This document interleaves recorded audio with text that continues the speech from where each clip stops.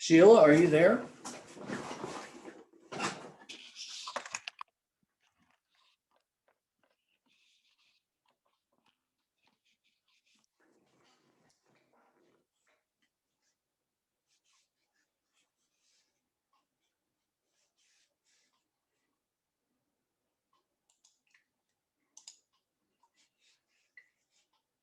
Hi, Sheila.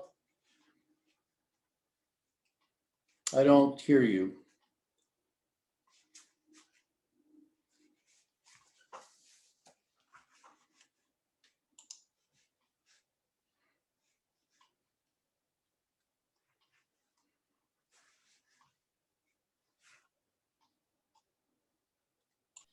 And what he told us was, though, somewhere here, he's a fisherman.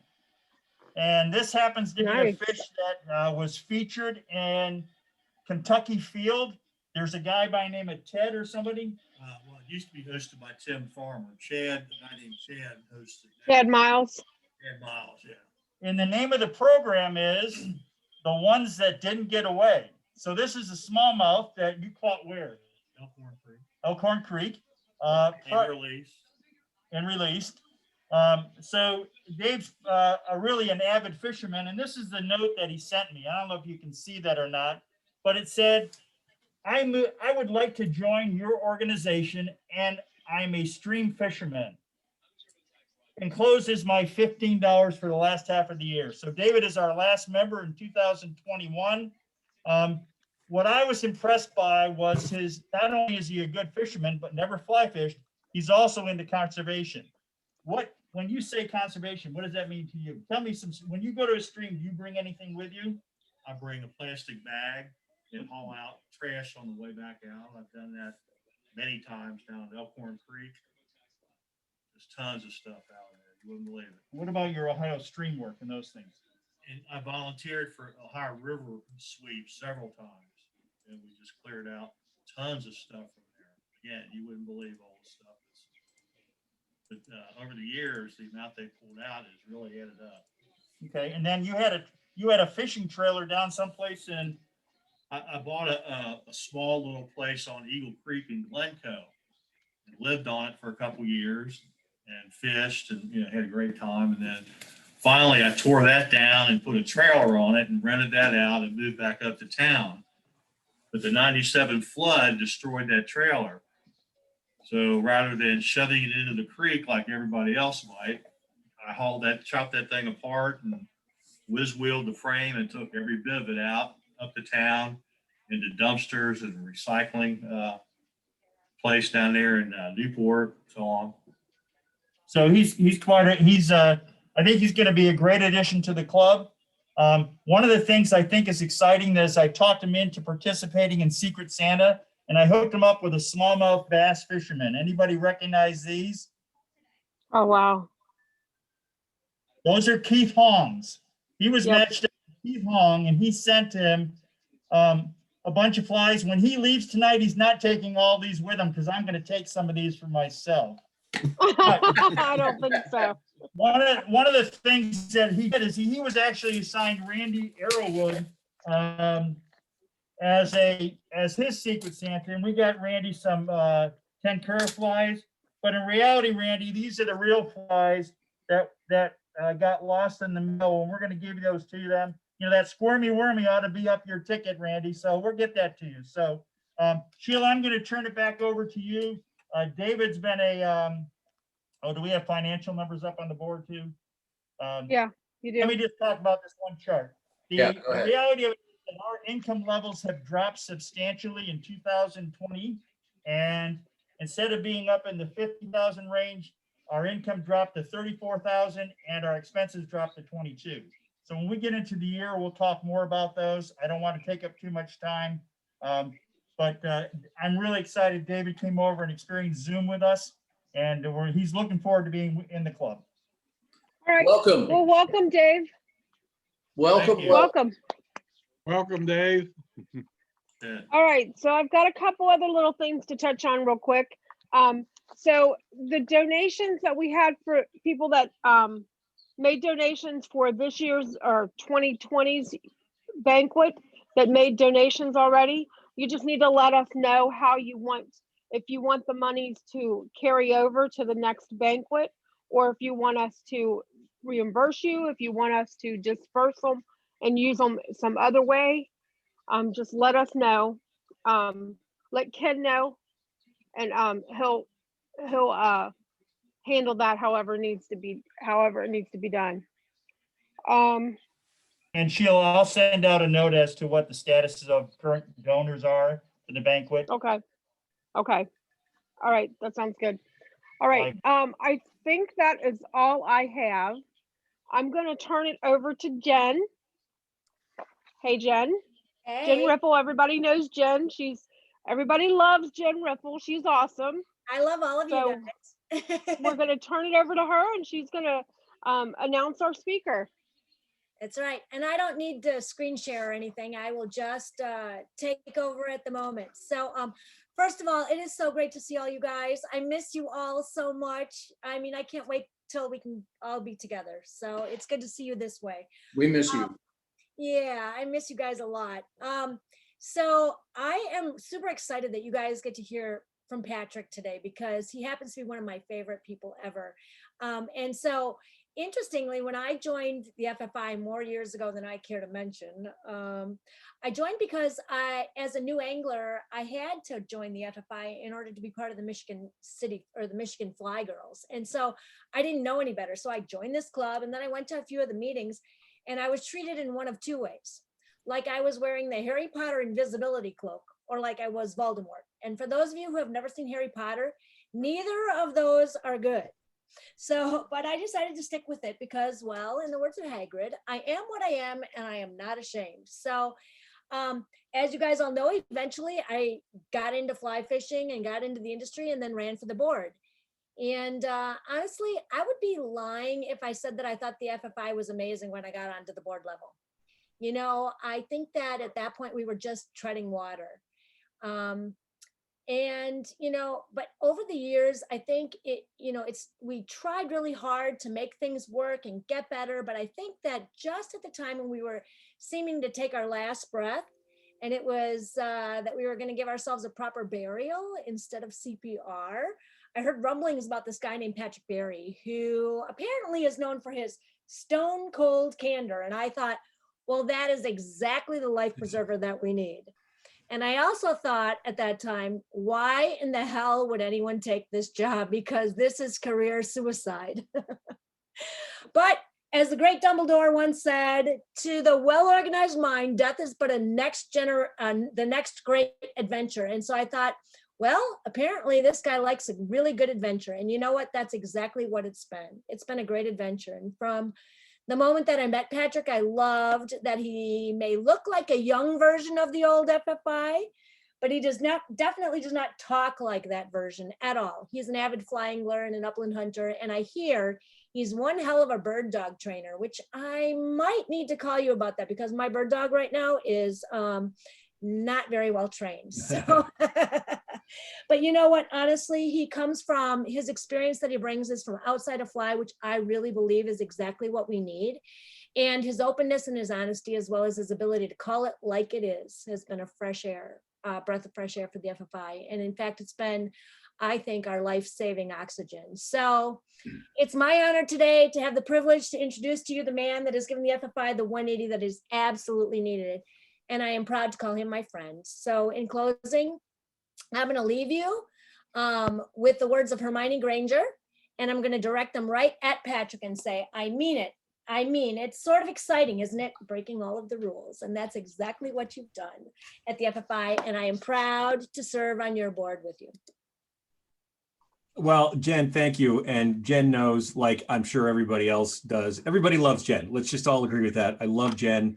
I love her enthusiasm. I think Jen and I get along so well together because Jen also calls it like it is in every way imaginable. And what's really kind of fun is that when the pandemic really took hold last year, we had a lot of members who were, wondering, well, what do we do now, right? And so we pulled together very quickly an entire online series, virtual, interactive, kind of through Zoom like this, casting, tying, conservation, we had some great conservation ones.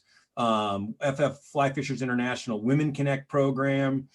Jeff Courier, if you don't know who he is, does global travel. He's done a bunch. But we started the whole series, excuse me, with me giving a presentation of where, who we are, what we do, and where we're going, because my experience in talking to a lot of folks is, even if they've been sort of around FFI, they didn't really know that. And we did 3 different episodes because we have some international members and we wanted to accommodate work schedules and international time zones. And Jen was my co-host / moderator. And I just felt like we had the best chemistry. It was awesome. So, Jen, you could do that again. So I'm not sure if anybody was on hand last March when Jen and I did this presentation, but it's very similar with some updates based on where we're at. And I know that some of you may know a fair amount about Fly Fishers International. Others may not so much. So I do want to give a little background. I would also say that I'm getting to know Tim Guilfoyle pretty well. And he's a pretty remarkable guy with a lot of knowledge and expertise. And I actually have created a marketing and communications advisory committee, which is my own thing. It's separate from the rest of the board structure. And Tim and Jen are both on that committee because, and have already been incredibly helpful. And it also happens that Tim got his bird dogs from a buddy of mine up in Wisconsin, who I've trained with. So, the world is really small. And the last thing I want to say before I start this presentation is I heard this from Jen, and I've really learned this to be true over time. You are a Fly Fishers International affiliate club, which means you are us. And I will tell you right now that you guys may be one of the most successful clubs out of all 265 charter and affiliate clubs.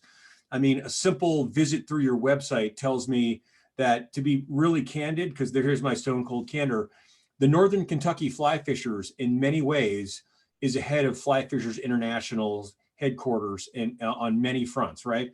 And there are things that we do that you don't and probably don't want to or can't.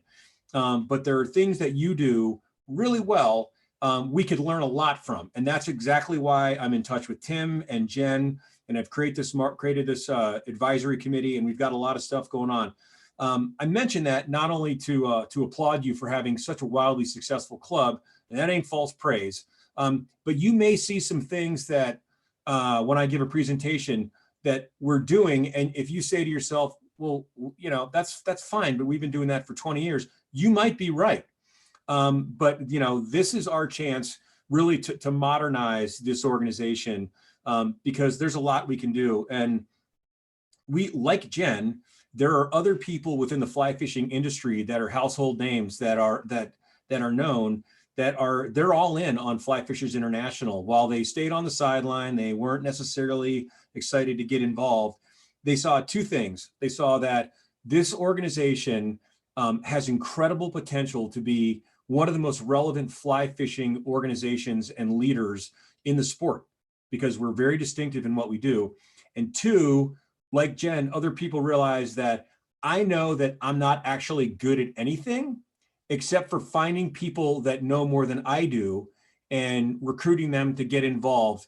And it's been exciting for people to know that they can move the needle. So you'll see sometime soon, we're going to put out a press announcement about some of the new national level board members who are like some pretty impressive people, along with Jen and some other folks. And there's some folks that, you may be a little surprised. So with that, I am going to share my screen. And why don't we do this? When Jen and I did this presentation before, we waited till the end for questions. Jen, do you have access to the Q&A box? I'm not sure. Tim, do I? There's a chat box that we will monitor. So you can go down and Okay. click on chat and we'll monitor that for questions. Okay. Let me get this up to slideshow. So let's do this. Why don't, so can everybody see my screen? Yep. Yes. Screen share? Okay, groovy. So I'll run through this, and if there are questions, maybe, I don't know, either run them through Jen or interrupt or whatever, but there you go. So, no, You're in presenter mode. so what do I need to switch to? Help me out here. All you should have to do is share your screen, and that's it. I did share my screen. Are you guys not seeing it? I am. No, we can see it. It's just that we can see your next slide as well. In your notes. Okay. It's all right. How's that? Yeah, that's good. Right there. That's All right. I'm trainable. How about that? That's what I love about you. Right, exactly. Anyway, I want to talk a little bit I'm going to assume that there are a lot of folks that don't know, even though you are FFI, that may not know about the organization in general. So I want to talk about, really, this is kind of a state of Fly Fishers International, who we are, what we do, and where we're going. And lastly, I think what's important for people is that, even though you're a club, we need, honestly, I'll be really candid here, we need people to join our organization to help support everything you're about to learn that we're doing. And it's a little bit of a weakness in our structure. So really, if you're thinking to yourself, well, why would I pay $35 a year? You kind of want to know what's in it for you. And I totally get that, right? So first of all, just a little bit maybe about me. I was a fly fishing guide for 10 years. I've traveled around the world. This was me in 1993 in New Zealand with my buddy Harley. We spent 3 months down there, hitchhiked. All we did was fish. That was kind of fun. Have background experience in environmental and conservation policy. A lot of experience in fundraising. Like I said, I was a guide. I was also the director of Vermont's Fish and Wildlife Agency. This is me with our secretary, taught her how to fly fish a few years ago. I pass this on to my boys. I mean, I've got, you know how it is, right? They're all different. My older boy is like, yeah, okay, fine. You hunt and fish, not my thing. And my younger boy is like, wants to know when we're going to go fishing again. I love this photo of Willem. This is on the Blackfoot River, maybe, I don't know, 7 years ago, with a hat and an armful of salmon flies. And he's my little fishing buddy now. This is taken a couple of years ago. I kept all my, I was a guide for 10 years. I kept all my toys. And so, even though I was mostly in the Northern Rockies and spent the last 6 years out of Missoula, Montana as a guide, when we moved back to Vermont, I took my drift boat, my raft, all my stuff, so that we have that accessible for everybody and everything. So anyway, that's kind of me. And I think it's important people know that you are them also. I was also a commercial fly tyer, too. So I've done a crazy amount of time. But what's important to know about the organization, big picture, is that we have a distinctive mission. We do something that other organizations do in part, but not in whole. And that's that, we preserve the legacy of fly fishing for all fish and all waters, right? So TU, I talked to Chris Wood, president of TU yesterday, is a buddy of mine. Bonefish Tarpon Trust, other, sort of species or habitat specific organizations we partner with. We're really going to ramp that up because there's so much mutual overlap and potential synergy there. But when we talk about all fish, all waters, it's everything everywhere. And it includes global travel as well, where we preserve that legacy. And there aren't a whole lot of other organizations that could even come close to that, except for the travel companies. But remember, we're a nonprofit, right? Our mission is to grow the sport of fly fishing for all fish in all waters, not to, while we need revenues to be able to do that, we're not a for-profit company. So a little bit about history. We go back to our founding in the mid 1960s. There was a conclave, and the upshot is that some of the foremost luminaries in the sport of fly fishing, like Lee Wolf, as a common name, basically got together and said, we need to actually bring together all these disparate clubs and chapters from around the country that do all these things, and really focus, on certain areas of fly fishing. And we have stayed true to that even today, in our focus on conservation, education, and community. And that's how we really organize our work. And you'll see that there's value in all of these different elements that we do. Now, one thing that I just want to make sure that people know about even now is that we actually have this entire online series that I mentioned before that is open to anybody. You don't have to be a Fly Fishers International member. In fact, we send out every Friday or Monday, depending on the week, the FFI online schedule, for, which is led by different folks within the organization, Tom Logan in conservation, Dutch Bachman education, Molly Semenuk, total rock star, as Jen knows, for casting, Jerry Coviello for fly tying, fastest growing part of the organization, like the sport, women's program, our Women Connect program. Patty Lucan runs that. And I see that you guys have your own women's corner too. But I would encourage you, maybe Tim, you and I can connect for how to share this information so that people can join in. And really the goal was, it's that we have a pandemic, we can't get together, we're doing a lot of stuff through Zoom. Can't we just try to at least enjoy our passion through the winter in an interactive way? And so the goal was to sort of bring the entire FFI experience to out to everybody else. And that if you like what you saw, since it's member supported and you're not a member, hey, we'd love to have you join. And you'll see here, this is one of the most popular series that we have. Jeff Currier, who's actually a Fly Fishers International ambassador, has caught over 400 species of fish in over 60 countries. And every few weeks, Jeff comes on and I'm his co-host, and he'll take us to someplace new. So, last week we did mahseer in Nepal and India. He's done brown trout in Iceland. Just and on and on. It's been really fun. I would encourage you to join us. So just some of our structure. We're organized into 17 different councils. Northern Kentucky Fly Fisher is a part of the Southeast Council, about 12,000 members in 44 countries. We'll get to the casting instructors. It's a really important part of what we do, but we're a small staff, and basically it's a volunteer driven organization, just like your club, right? You need enthusiastic, excited people to step up and help advance the mission of your club or the organization. So that's a little bit about the structure. I won't go too much into it. Half our members belong to a club and half don't. And I frankly find that to be a bit of a weakness in the strength of membership. I'll come to it in a bit, but we did a comprehensive membership survey. And what we found that people most valued was the local programming with a club. And if you're not a member of a club, then you're missing out. And I'll come back to this too. And if you're not a member of Fly Fishers International, you also miss out. So let's get to some of the specifics about what we do. Our education, we have our casting instructor certification program, which frankly is the premier certification program in the world. I don't know that that's disputed. It's not for everyone. If you don't want to actually learn how to teach people to cast, that's cool.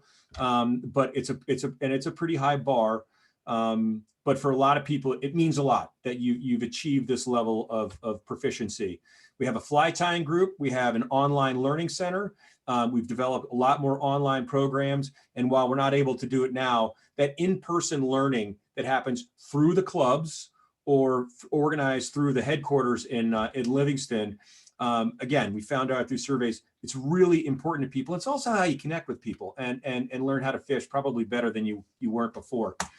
Just another quick note on the certification program. If people are interested, you can contact me, but there's a basic, there's a master, there's a two-handed casting instruction. And really, these folks are some of the best instructors in the world. And this program is really growing internationally, especially in parts of Europe and Japan. Fly tying group, boy, we want to talk, I mean, as somebody who I've done both artistic and commercial flies, I mean, for me, living in northern climates, like this is what I did to, for my passion when I couldn't fish, right? Sit down at the vise and just spend time at the vise. And we've got some of the best fly tyers, and it sounds a little bit braggadocio, but some of the best fly tyers in the world are folks affiliated with FFI. And even this year alone, through our FFI Online Fly Tying Series, we've had Dave Whitlock, Gary Borger, Scott Sanchez. I mean, just some of the folks that, I remember reading their books and learning how to tie flies are a part of some of the demonstrations. And, they'll do, different online classes. Really worth noting too, the Learning Center that we have, which I think is the best online repository for fly fishing education. We have over 1,000 fly tying videos, all of which are sort of run through quality control. Not all of them are ours, but we work with people that have done them to make sure they're okay with us sharing those videos. The Learning Center is, and again, I would encourage folks to go check it out. There are basically 4 categories: conservation, casting, fly tying, and general fly fishing skills. A couple important things is that we have moved a lot of this content actually in the last few months over to our YouTube channel. There's a lot more you can do with YouTube. It's a lot more accessible. Second thing I would say is that it used to be that most of the Learning Center content was behind a paywall where you had to be a member. But I think that leverage expired about 10 years ago with the explosion of YouTube, where you can go find whatever you want. Now, a lot of it, as some people might say, is sort of Bubba in the garage, fly fishing education. So we try to, we don't claim to be the best at anything, but it's pretty darn high quality stuff, and it's all in one place, and anybody can access this, because I feel like, again, this is sort of an intro to one of the values that we provide. And then, ask people, hey, listen, if you like what you see here, we'd love to have you join. I will say the Learning Center portal right now, it's a little academic, I would say. And we have developed, and Jen Ripple was a part of this process, developed a whole new design for a really dynamic, modern, interactive learning center that appeals to the broadest range of fly fishing constituencies and, frankly, demographics too. So we should have that up and running in the next month or two. Conservation is really important to our members. Man, if you look at the surveys, it is right up there. Now, we aren't necessarily a conservation advocacy organization, but we have some really important partners that we support. The Theodore Roosevelt Conservation Partnership is a phenomenal national organization that basically is focused on preserving places and the rights to hunt and fish. And they have a terrific conservation program. We also are partners with everybody from the Everglades Foundation and the Bonefish and Tarpon Trust to just 2 weeks ago, we developed a very more official partnership with Trout Unlimited, and have been heavily involved in Save the Boundary Waters and Bristol Bay and everything in between. So it's, again, our members find this to be a really important thing we do. And our conservation committee that actually does this conservation work, I mean, Tom Logan is the chair, was in the conservation field at Florida's Fish and Wildlife Agency for his, not all of his career, but the end of his career, and worked on threatened and endangered species recovery. So we've got some folks that are not only true believers in conservation, but have incredible science background to be able to carry our water in this regard. And then the last element is the community part. And, again, this is what people love about, listen, it's what you guys love about your club, right? Is that, I mean, even on a Zoom meeting, I show up and everybody's saying hi to each other, and you probably miss seeing each other, and you can't wait to get back out on the water. And we do that through our clubs too. We also try to do it on a bigger scale through our Project Healing Waters fly fishing, our Women Connect, conservation partners we remembered. I just mentioned Guides and Outfitters Association, and we have an annual expo, which of course we had to postpone like others, but even there's some exciting news on that front too. I do think it's worth dwelling on our relationship and partnership with Project Healing Waters fly fishing.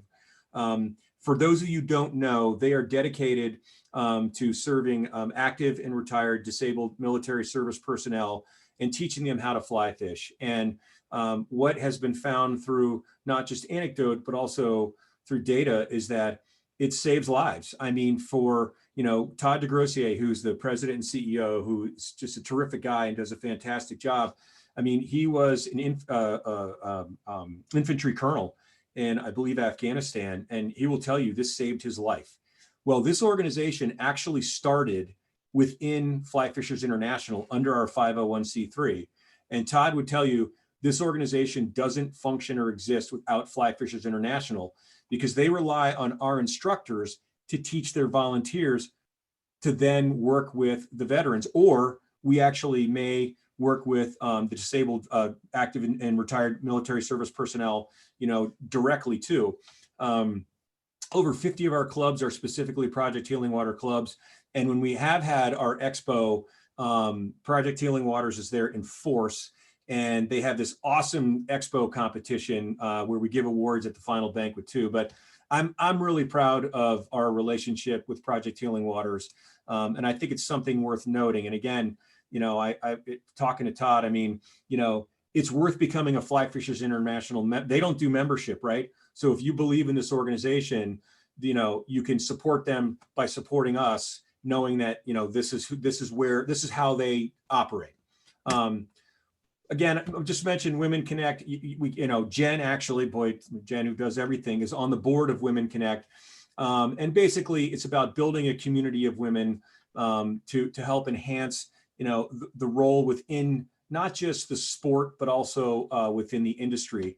And I have to say, and sometimes this is a blessing and a curse, as Jen knows, but man, the women in Fly Fishers International Women Connect are a force of nature. I have trouble keeping up with them most of the time. But it's great because they really push us. They you know, everything from sort of online expos to regular online fly tying cat classes. They even have sort of women only sort of Zoom hours to get together and talk about fly fishing. So I would encourage any of you to look them up. I know you have your own women's program, but there may be some synergy there as well. So let's talk about where we're going. Some of this is stuff that you guys probably know. You know, there's about 50 million people in the US that fish, and 7 million that fly fish. And as you probably know, both hunting and fishing participation has gone through the roof with the onset of the pandemic.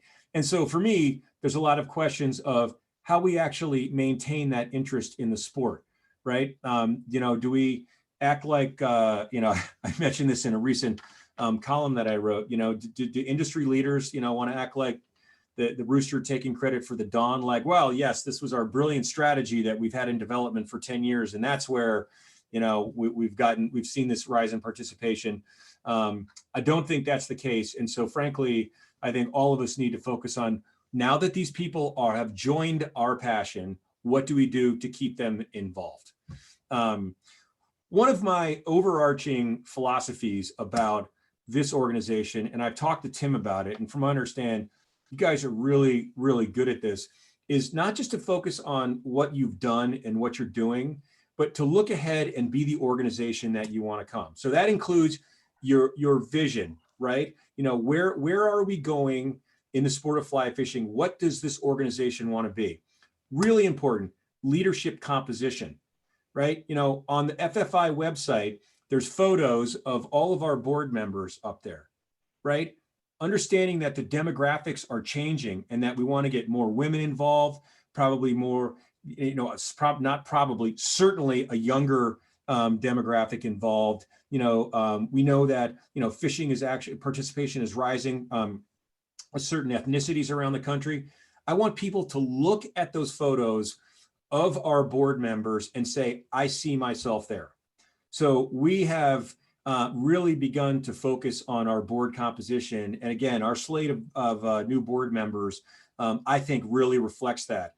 Younger folks, some ethnic diversity, more gender diversity. And again, you know, I get the sense that you guys are already on top of this, but it's been a needed focus, I think, at the national level. Marketing and communication, same thing, right? When we are communicating what we do and we're out there marketing what we do, are we projecting what we want the future of the organization to be, what we know the future of the sport should be and where it's headed? We need to make sure that there's alignment there. Membership service, right? Membership services has changed over time. We need to make sure that we're actually providing members what's important to them. Club and council support, right? For a long time, affiliate clubs like the Northern Kentucky Fly Fishers may not know much about your parent organization. You get great insurance through us, right? But what else do we do to provide that support for you? If you don't see that support, you're not as inclined to feel like you're a part of the organization. This is a very high priority for me and something where we've already made progress. And I'll come back to some of this a little bit later. And then the programming, right? Which could be online programming. It could be in-person programming. It could be, you know, development of programs for youth recruitment and education. But we need to make sure we're offering what it is that people want, both online and in person. And And going back to the marketing and communication a little bit, and this leads me into how we talk about our work. You know, one thing we've learned from surveys is that people love our hard copy magazine. Where's my hard copy? It's around here somewhere.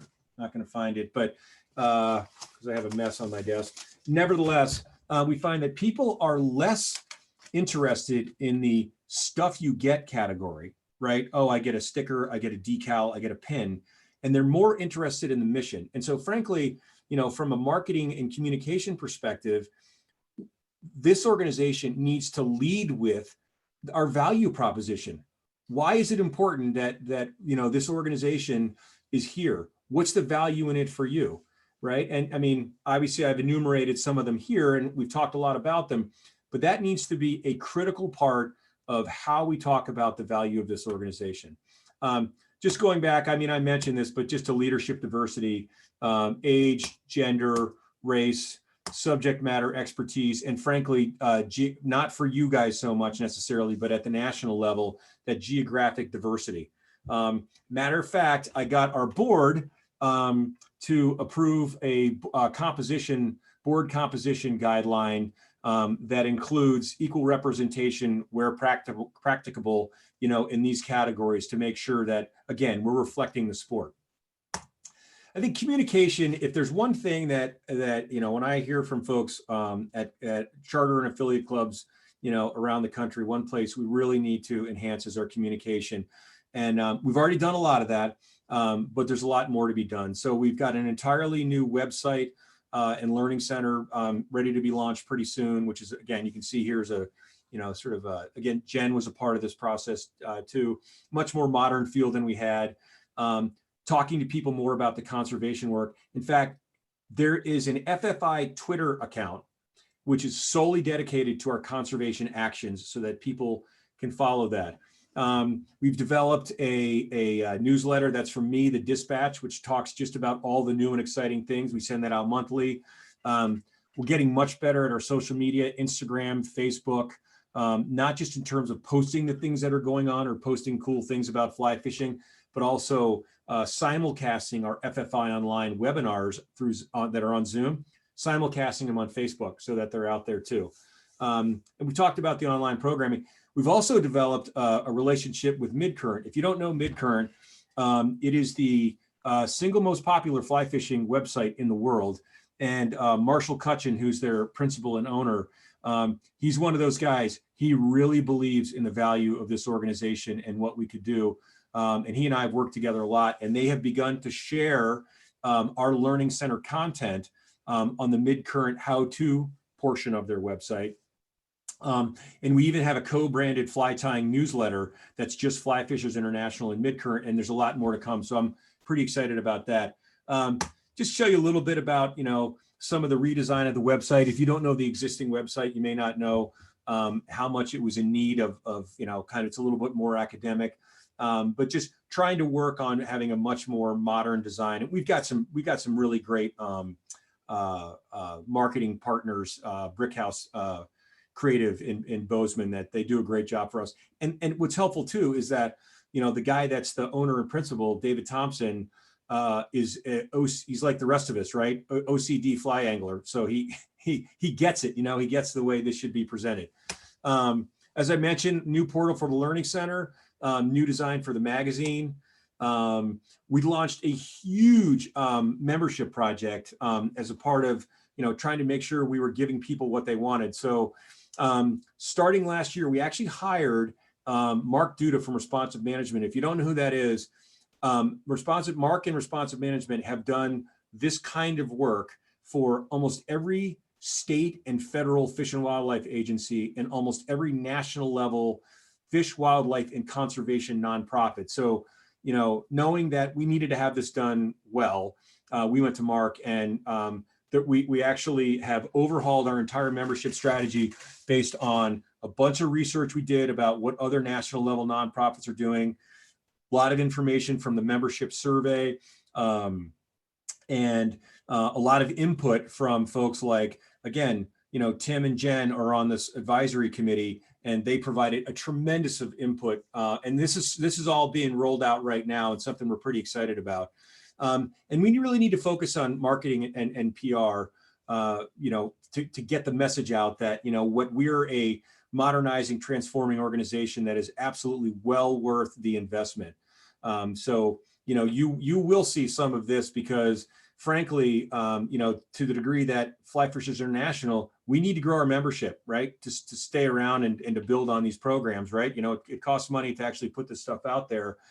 There's value in working with affiliate clubs to get more of those folks to become members. So you'll see some of that too.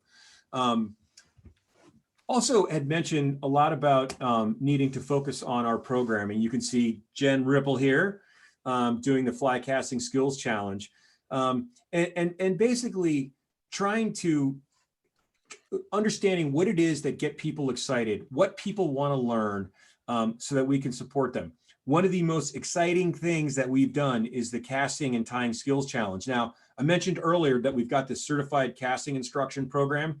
Not everybody wants to take it to that level, but people do want to get better, and they do want to know that they've got a target to shoot, a level of proficiency to shoot for. So for casting and tying, we have the bronze, silver, and gold casting challenge. Jen, are you willing to chime in here? Because Jen actually has done a fair amount of this, and I love this because it's a lot more fun, I think, for people to get involved in one of these day-long events. So Jen, do you mind chiming in here? Yeah, for sure. I mean, this is one of the things that I absolutely love to talk about because when Heather and I did the Rip and Hoppers Adventure Road Trip, this was the challenge that we used to get the community involved. And we did this at 4 different events. And each time I was just overwhelmed with how amazing this challenge is. It's super fun. I mean, I think a lot of times Fly Fishers International is seen for their casting instructor classification, which can be very stoic and very hard and stressful and all that stuff. But this is to get the everyday angler involved. And I think when things open up, this would be a great way for Northern Kentucky to actually get the community involved. It's because it's fun, and fly fishing is fishing, and fishing is supposed to be fun, right? And so it's challenging, but yet it's doable. And so we, on our road trip, we did the bronze casting challenge, and you can see Heather in the background. And we just invoked the power of the local clubs. And we came out and we taught this, and so many people came out. And the interesting thing is when we were originally going to do this, we thought that just people who were already fly anglers would come out and want to take this challenge. But what we found out was as we advertised it, the local community of people who wanted to come out and learn to fly cast came out as well. And so I would encourage you guys to do this because, I mean, outreach is your thing. And this is the perfect way to do it. It's super fun.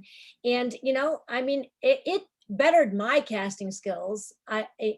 Innumerably, I mean, when you go through bronze and then silver and then you get to gold, I mean, that's challenging. It is really, really challenging. And another thing it did was, all of us think that I don't know how many times I've been told, you're dropping your back cast, you're dropping your back cast. And I'm like, I'm not dropping my back cast.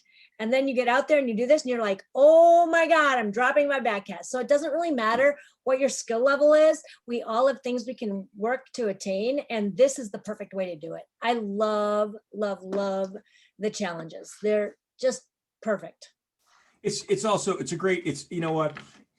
great way for our organization to become more integrated with a lot of clubs. In fact, we were just talking to the national director for TU's volunteer programs today. And we're talking about how we work together, build on, their strength in conservation, our strength in education, to bring the Casting Skills Challenge to the Trout Unlimited chapters, where we may not have the same kind of presence, just to create some of that synergy. So talked a lot about the rest of this stuff, and I don't want to keep everybody too late.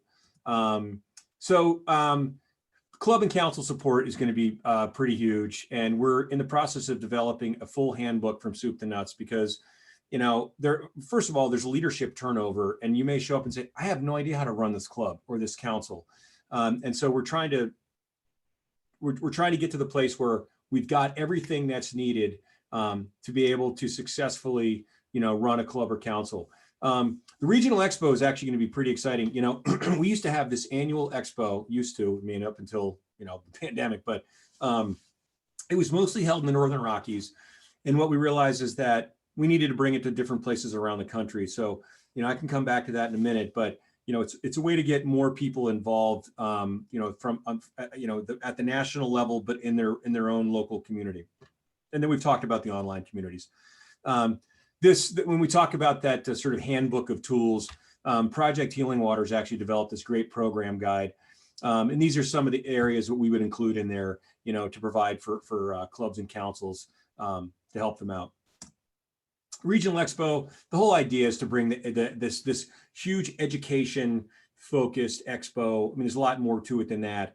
There's a lot of socials and stuff out to different places around the country. You know, it's been held in the Northern Rockies, and not everybody can take a week off of work in the middle of the summertime when their kids are home and travel to Bozeman or Boise and, you know, pay for the hotel and lodging and food. You know, wouldn't it be great if we had, you know, this expo, you know, that sort of, which God, I mean, we had people from 15 different countries that come to the expo, you know, for casting and tying and women's focused events or whatever. So stay tuned. It's a multi-year plan we're developing, and it's a little bit new for us, but we'll get there. We're on it.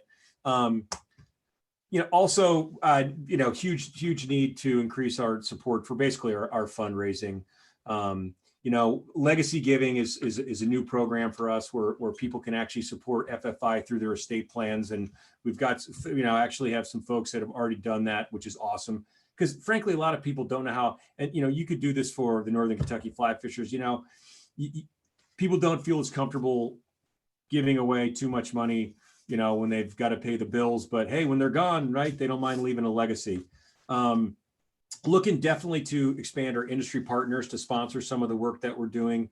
And again, we've talked a lot about other stuff, but I would say that, you know, the best way for us to support our work is to tell stories about what we do. And I tell you guys, I look through some of your newsletters, man, you guys can tell stories. And I'll tell you what, we would love to share some of those stories in our magazine and through our e-news, which goes out about once a month. So, you know, that's something, Tim, I can, you know, follow up with you on about, you know, basically sharing some of these great things that you guys do.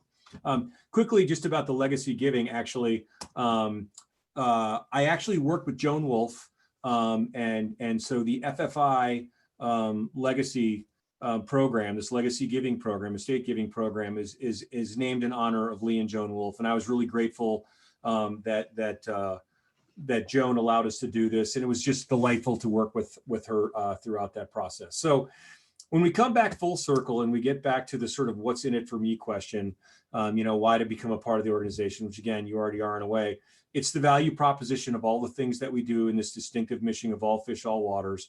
You know, it's understanding that we need to provide our members with the benefits and services that are valued to them.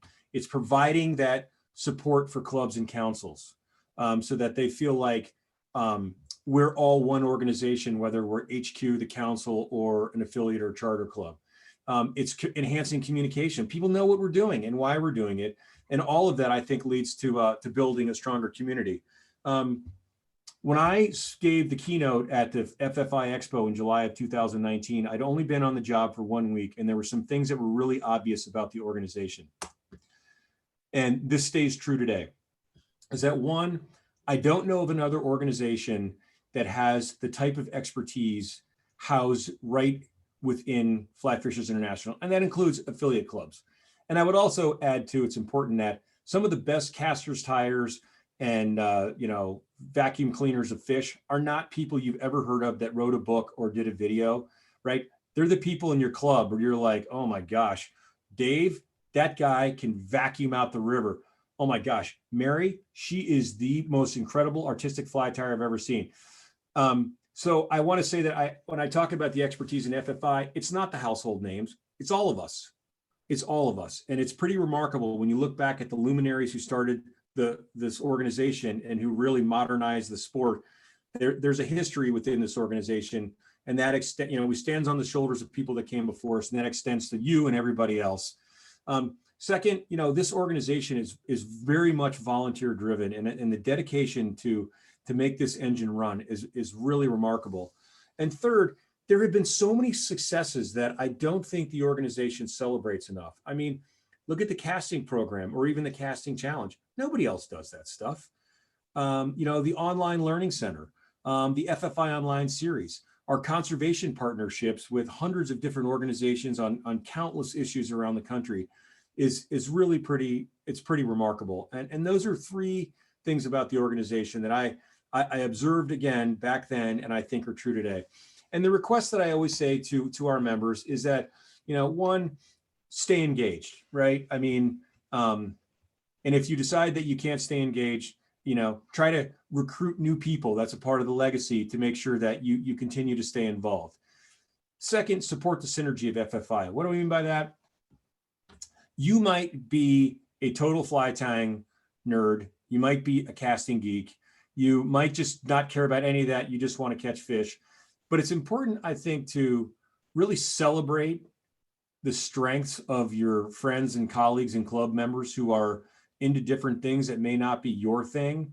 I think I was more of a Swiss Army knife. I really focused on, exceptional casting and did a lot of tying and was a guide and liked to fish and all that kind of stuff too. But I think it's important that we support one another in our fly fishing efforts. And then the last is leaving a legacy. And I think you guys you could say that you are doing that considering the strength of your club.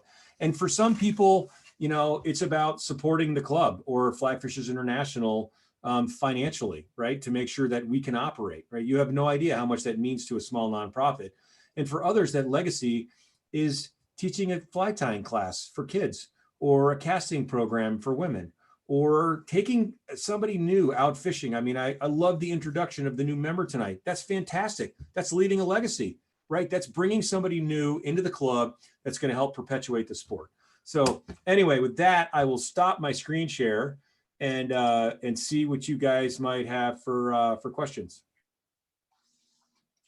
Well, I think everybody was afraid to put something in the chat box. So now you can talk to themselves. I want to say, David, the last or first member of, I don't know if you're the last member of 2020 or the first member of 2021 or both.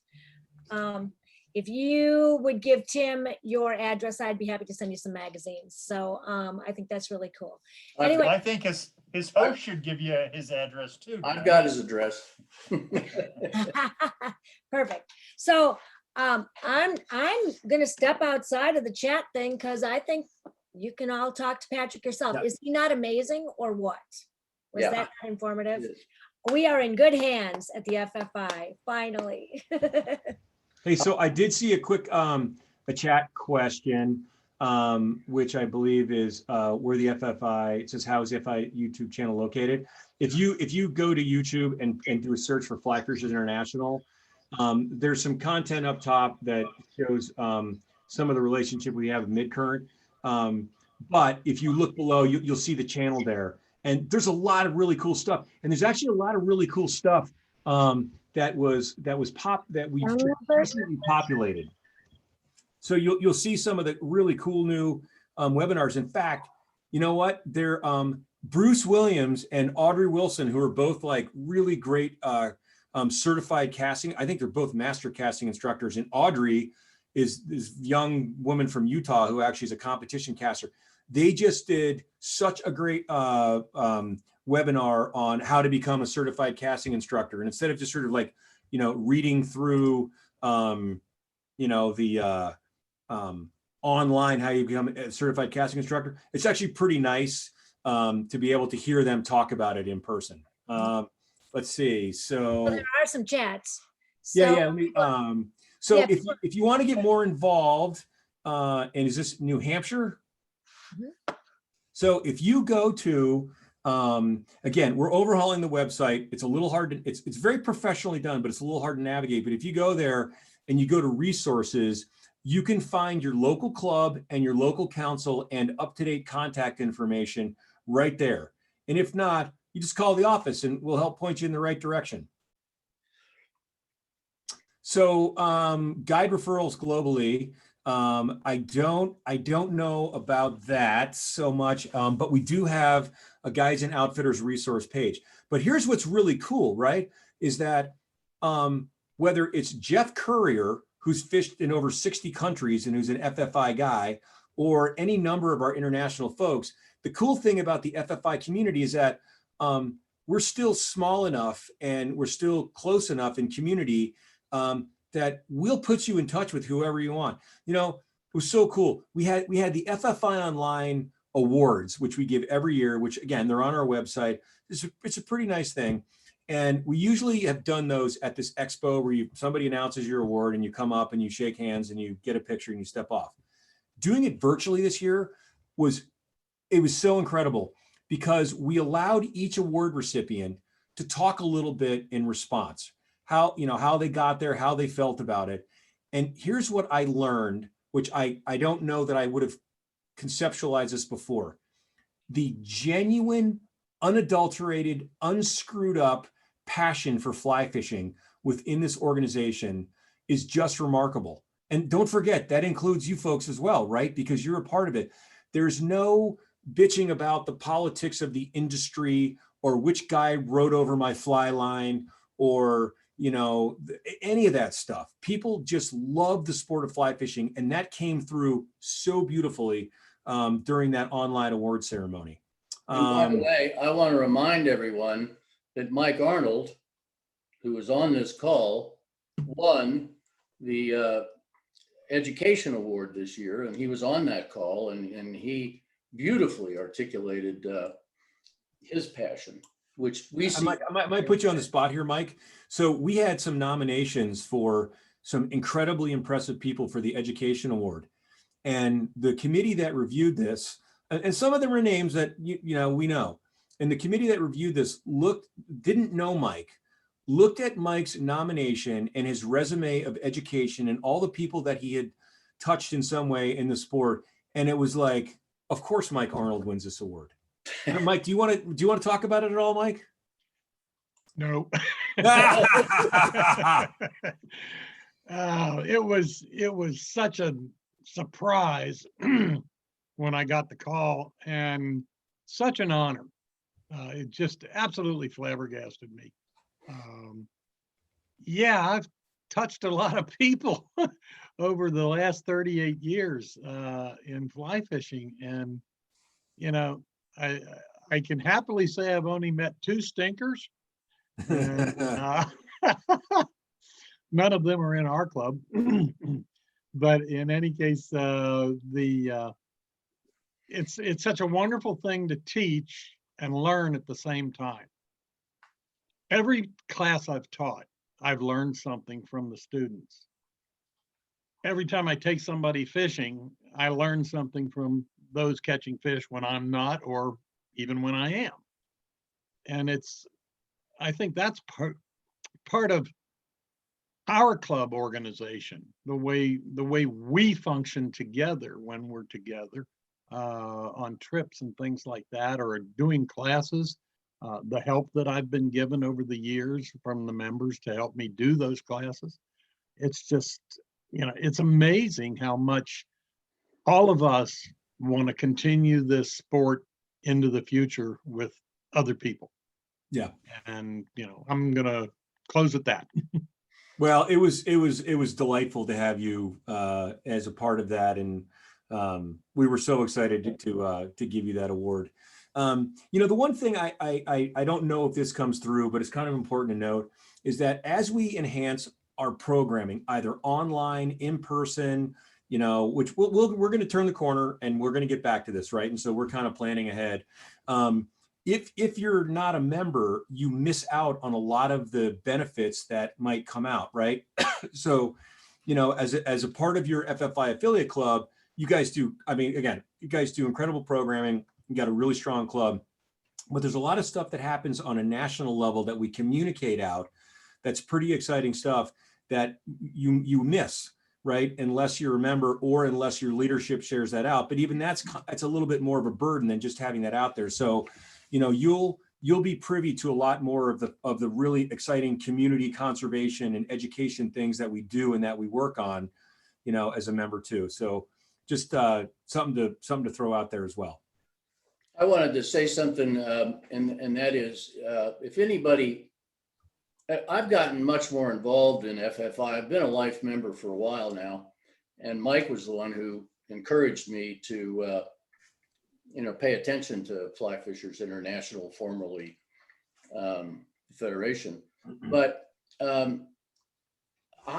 we share our newsletter on the FFI website, along with many, many other club newsletters. And I have gotten to know so many editors through that process, because I'll see something I like and I'll write to them, and they'll see something that they like on our newsletter and they'll get in contact with me. And we've got this exchange going on constantly. Every week, some sort of communication going on club to club, and I learn a lot. The second thing is, I attended that award ceremony, and the guy by the name of Keith Richard won a casting award. I didn't know anything about him.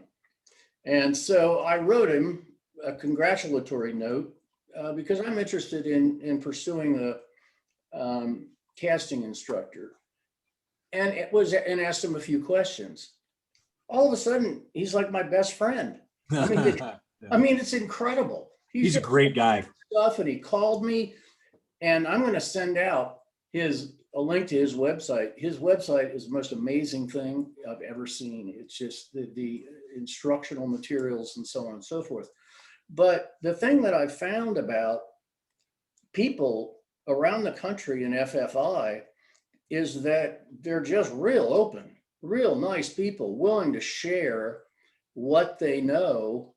And it's an incredible network, which I just thoroughly enjoy, getting outside the box here in Northern Kentucky and really learning what's going on out there in the rest of the world. And I'm gratified to note that more and more we're focusing on east of the Mississippi rather than, not that we don't want to know about the West, but it seems like everybody's talking about, West. Well, there's a lot of stuff going on in the East too. So I'll shut up now. So I know somebody asked what the membership dues were. $35 a year, but you can give whatever you want to support the organization, and more people are choosing to do that. Here are three things you can, let me ask you to do. You don't even have to get off your couch. Is go to YouTube and do a search for Fly Fishers International and look at some of the videos that we populated. Go to the flyfishersinternational.org website. And first of all, you can see the right on the homepage there is a link to the FFI Online series, right? So some exciting stuff that's coming up that we did have to schedule Dale Whitlock. So Dale Whitlock's presentation is coming up pretty soon. Again, where's Jeff Courier taking us next time? But there's some really cool stuff there. And then go to the FFI Learning Center. So you can see, all of the casting, tying, conservation, and fly fishing skills video. It's something you can do, again, on your couch.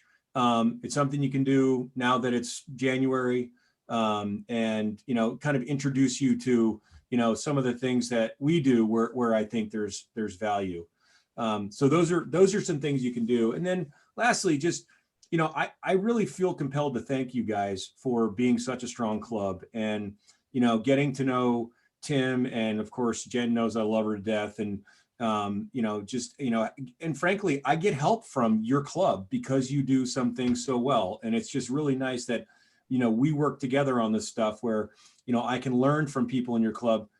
What could we do to help your club? And what can we learn from you? So that's just been a really nice relationship building exercise between HQ and Northern Kentucky Fly Fishers that I think it gets better all the time.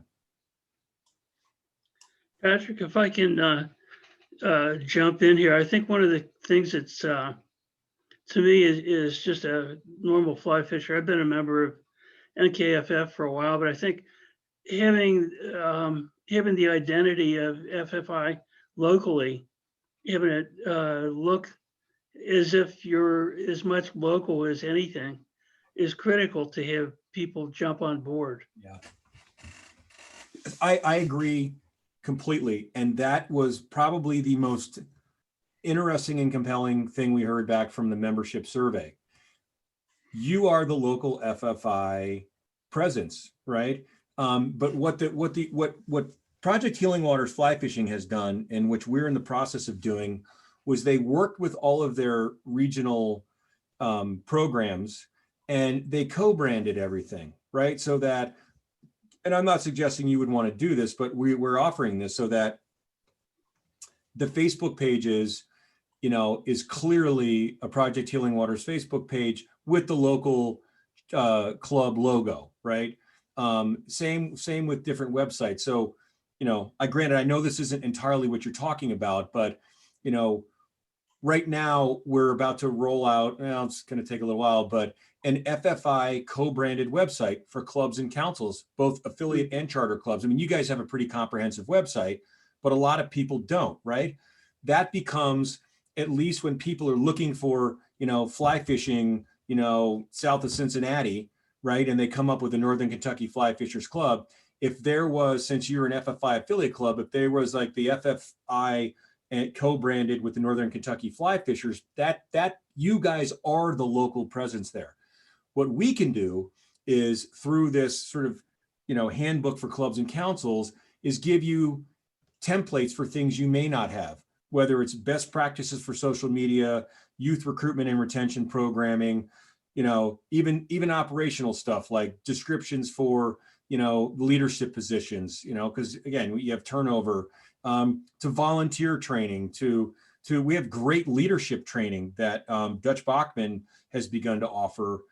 So there are, you know, the more we can provide to you, the more you feel like, you know, you are more of an FFI, you know, partner, not just an affiliate club, then I feel like that becomes the FFI presence. Yeah, I was just going to actually use that very word, partner.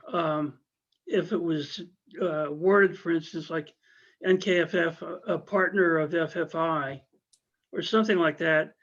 And then when there is a fly fishing instructor or a fly casting instruction open to people, you know, within the club or new people, do some more heavy branding of FFI at events like that, just so that they know what you are, that you're out there. Yep. Because normally they're not going to run across you unless they're really into fly fishing and starting to investigate. They may not casually find you. So whatever you can do to get your brand out there is what I guess what I say. I appreciate that. And I think, you know, if you go back to what Jen said early on, I mean, you know, I think we've had our ups and downs as an organization, struggling a little bit. And I think one of the reasons is that the relationship between the clubs and HQ has felt a little bit one way, right? You pay your dues, you get your insurance, you know, et cetera. But we offer programs which are elective, like the casting instruction program. But what do we do for the every man, every person, every woman fly fisher out there, you know, so that, you know, we're providing things that are of value to you. That's what we're working on, so that you're looking to us as much as we're looking to you as our local presence, where we, you know, if we did have, like, let's say a casting event or something like that, you know, it's not that we're doing it together, it's that you're doing it and we're providing the support for you to do it, since you're the local fly fishing club. And maybe we have our instructors there, you know, whether it's a CI or somebody else, so that it feels like that relationship is more symbiotic. Yeah, you could do that, or even have someone like Tim step out from the NKFF logo at a casting event and represent more FFI at the event. So you have a local presence. I think the key is the local presence. I agree. Yep. Any other questions or comments before we sign off? I just have one comment, and that this is Tom Bader. In line with what Paul was saying, you know, possibly a speakers bureau or something like that that could provide chapters with programming sponsored by FFI. That would be, I think, something that could broaden the brand a little bit too. Hey, so Tom, this is exactly what we're trying to do virtually through FFI Online, right? It's just that because you're not, well, I don't even know, because you are not members and may not be on the email list, you may not get the, you may not get our weekly schedule that we send out. So I mean, you know, it's, and some of it is sort of an artifact of structural history and the relationship between the two, which I'm trying to fix. Frankly, the one thing I've suggested with affiliate clubs is that, you know, even if you're not going to be members of FFI, just share your email roster annually with us. We'll sign a memorandum of agreement that says we won't sell it. We won't use it for anything other than telling you what the cool shit that's going on at FFI. You know, maybe a couple times a year, email out like, hey, we'd love to have you as a member. And that way you're aware of what's going on as a way to entice you to want to become members. Because now, Tom, you're getting in your inbox once a week, here's the online basically speaker series on different elements of fly fishing, which is already going on. And when you go to the FFI Online, you'll see that. And when you go to the YouTube channel, you'll see we record them and put them up there. The only one we can't keep up there is the Jeff Courier Global Fly Fishing ones, which are frankly some of the most popular ones, just because Jeff makes money getting paid to go to clubs. And he's like, okay, you can leave it up for a week, but I want people to invite me, not just go online and look. And I get it, you know what I mean? So, and by the way, for what it's worth, Jeff gave me my first job in the fly fishing industry in Jackson, Wyoming, a gazillion years ago. So I don't argue with Jeff too much. He's a great guy. Here's the other thing too, is that I want to be accessible also. And as Jen and Tim knows, my personal cell phone number is on our website and in the signature of my emails. People can call me and email me anytime with any questions. You don't have to say, well, I mean, it would be great if you had a membership question that you went to the website and found our membership person, but even if you didn't, you can email me and I'll point you in the right direction. So I want you to feel like anybody that you're, and I think that, you know, Tim and talked about this too. I mean, people that you're in touch with at FFI are generally going to be pretty excited to hear from you and to want to help point you in the right direction. Absolutely. Great people. Tim, thank you so much for having me, and thanks for everybody else for having me. And Jen. Thank you, Patrick. This was really very exciting, and I will make sure that programs that are offered online by FFI are better communicated to our membership, because that's certainly within my bailiwick. And I would like more members of NKFF to become members of FFI. And we'll be promoting that throughout the remainder of this year. Awesome. Thanks, Tim. Thank you so much. And thanks The to rate is everybody. $25. Jen, thank you for being here with us. Love to see you guys, and I am going to go get my wallet so I can become a member of NKFF, even if it's from afar. It's about time. Yeah. All right. All I've right. been meaning to do It's it. about time. I love you all. Love you Thanks, too. Patrick. Take Love care. you too. Amazing job. Thank you, guys. Thank Thanks, you. Jen. Thank Thanks, you. Patrick. Happy 2021, Patrick. everyone. Bye. Thank you. Bye-bye. Thank you, guys. Hey, Mike, Happy before New you Year. go, Yes, Hey, we've got to do a raffle drawing. Don't Yes, anybody we go do. anywhere. okay, Yeah. Mike, We've had where's about- the Girl Scout meeting? Remember way back when we met at a Girl Scout building? yes. It's when I joined. Where was that? Licking Valley Girl Scout Association. It's right off of, oh gosh, it's It's in behind, Erlanger. it's in Erlanger. It's right Yeah. on the highway. Yeah. Way to knock that down. Right. You That can was see it when from the we, expressway. yeah, near the expressway, but you have to Okay. get to it by going, getting off on Commonwealth. Okay, Going towards Dixie Highway, and then you take a right with the back there. I was That, just curious. All right, you guys can communicate about that. No problem. Yeah, okay, we need to do the raffle. Before we do the raffle, I want to make sure that people know this.